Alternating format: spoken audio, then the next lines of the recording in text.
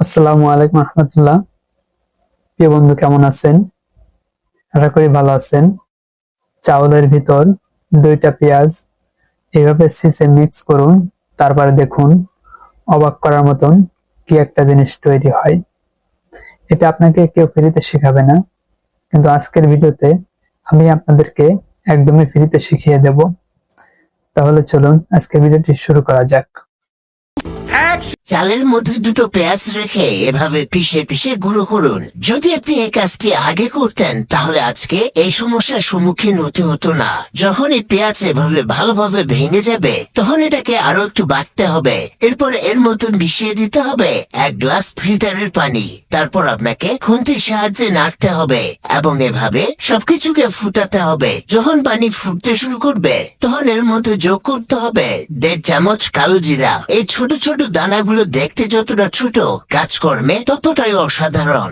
1.5 চামচ কালো জিরা দিয়ে তারপরে 20 থেকে 30 সেকেন্ড এটাকে ফুটিয়ে নেবেন।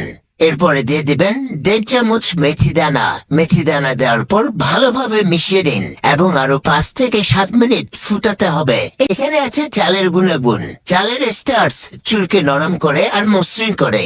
ভিটামিন বি আর অ্যামাইনো অ্যাসিড চুলের গোড়া শক্ত করে। চালের পানি ব্যবহার করলে চুল ঝরে যাওয়া কমে এবং দ্রুত বাড়ে। এতে থাকা অ্যান্টিঅক্সিডেন্ট চুলকে ড্যামেজ থেকে বাঁচায়। পেঁয়াজে প্রচুর সালফার আছে যা নতুন চুল গজাতে সাহায্য করে। রক্ত সঞ্চালন বাড়িয়ে চুলের গোড়া শক্ত করে। চুল পড়া কমায় আর ভাঙা চুল মেরামত করে। চুলকে কালো ও ঘন করতে সাহায্য করে। কালো জিরাকে বলা হয় হেলথ সিড। এতে আছে ওমেগা 3, 6 এবং 9। চুল পড়া রোধ করে এবং দ্রুত চুল গজায়। স্ক্যাল্পে ইনফেকশন, খুশকি ও চুলকানি দূর করে। চুলকে শক্ত, কালো আর ঘন করে তোলে।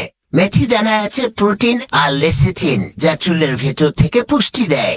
এরপরে গ্যাস বন্ধ করে এটাকে সামান্য কুসুম গরম হওয়া পর্যন্ত রেখে দিন। তখন সব উপাদান পানির ভিতরে মিশে যাবে। এরপরে ছাঁকনির সাহায্যে ছেঁকে নিন আর এই পানিটাকে চুলে ব্যবহার করুন। এতে চুল ঝরবে না।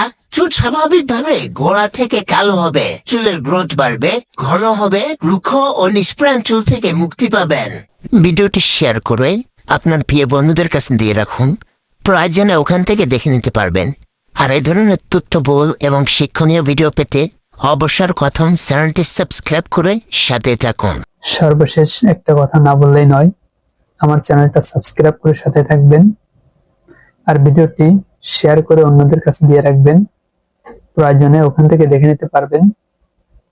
আজকের মতন এখানে শেষ করছি। ভালো থাকবেন। আল্লাহ হাফেজ।